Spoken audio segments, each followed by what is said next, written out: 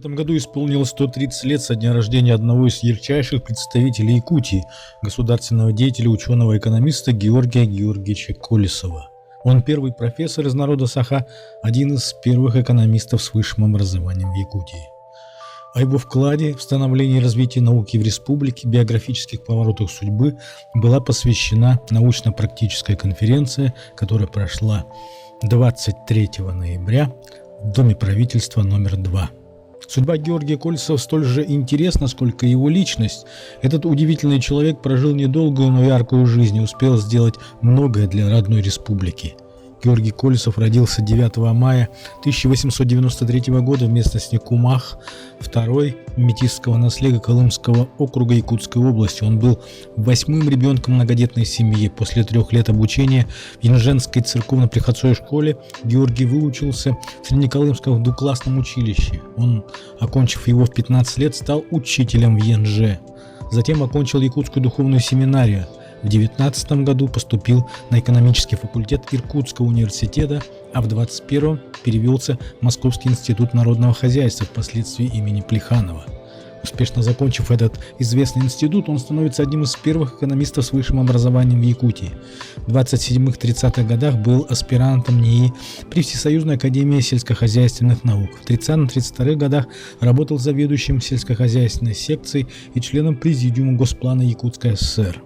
С 1933 года преподавал на кафедре организации Московского института коневодства имени Буденного. Через год он стал профессором зоотехнического факультета Московского зооветеринарного института, ныне Московской государственной академии ветеринарной медицины и биотехнологий имени Скрябина, и заведующим кафедры организация сельского хозяйства. По материалам статьи Екатерины Гладкиной на сайте Улус Медиа. В стенах Дома правительства номер 2 в городе Якутске проходит научно-практическая конференция.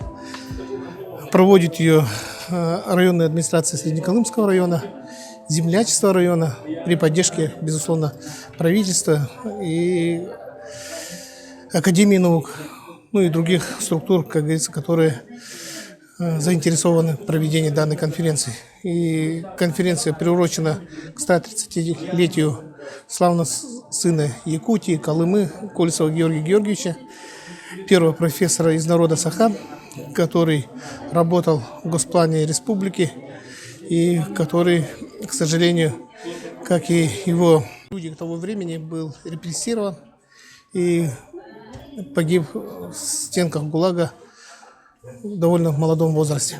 И сегодня это очень отрадно, что мы вспоминаем о таких личностях, которые, скажем, широко не известны, к сожалению, но мы все равно должны, как говорится, вспоминать о них. И буквально 2 недели назад проводились мероприятия к 130-летию Платона Алексеевича Юнского.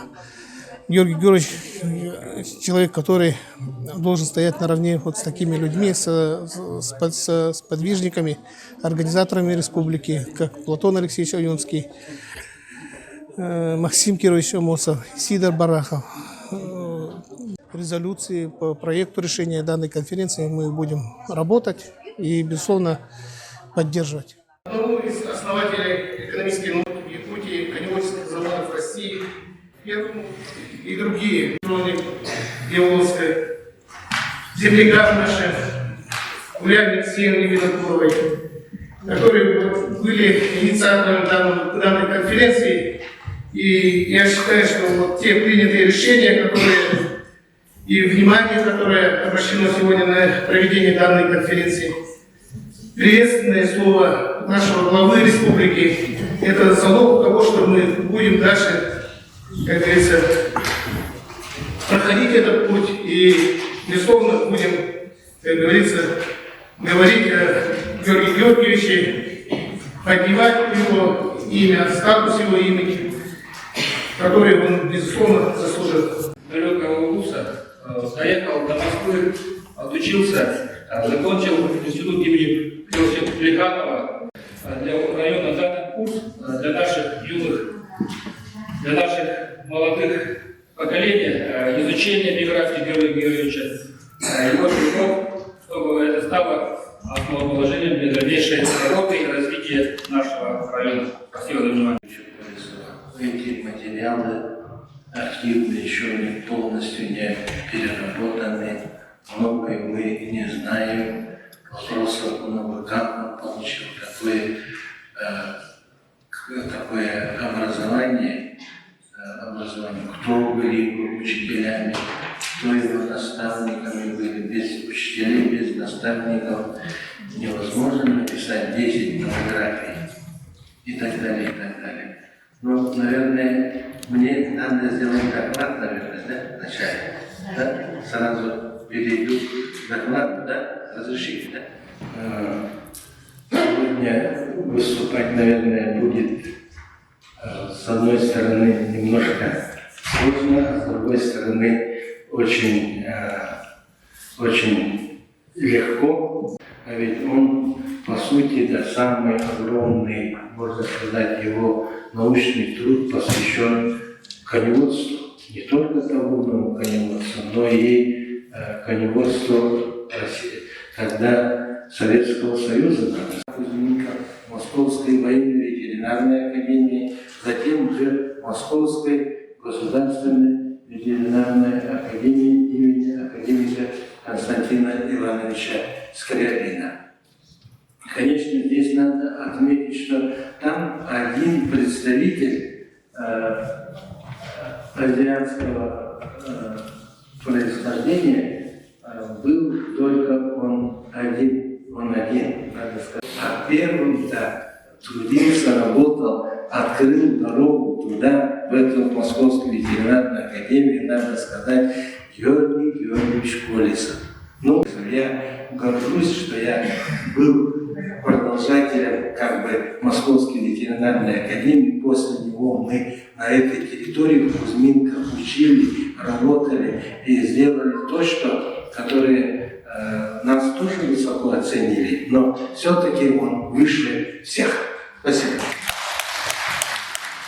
Он был незаконно арестован и осужден в 1939 году, а в 1943 году он умер в лагере. Надо сказать, что Георгий Георгиевич внес очень большую влепту в развитие колымской группы улусов. Он возглавлял специальную правительственную комиссию, которая выезжала в колымские округа. Там стояла проблема снабжения. Он практически в своих рекомендациях правительственной комиссии сказал, что нужно централизованное снабжение, особенно хлебопродуктами. Это позволило сохранить скот, потому что были проблемы с рыболовством и, с питанием населения. Эти проблемы были решены. Дальше он преподавал в московских вузах. Это был один из самых грамотных, наверное, людей в области экономики в то время, в 20-30-е годы. Но, к сожалению, судьба оказалась его трагична, как я сказал, и поэтому мы сегодня возвращаемся к этим каменам и оцениваем их историческое наследие.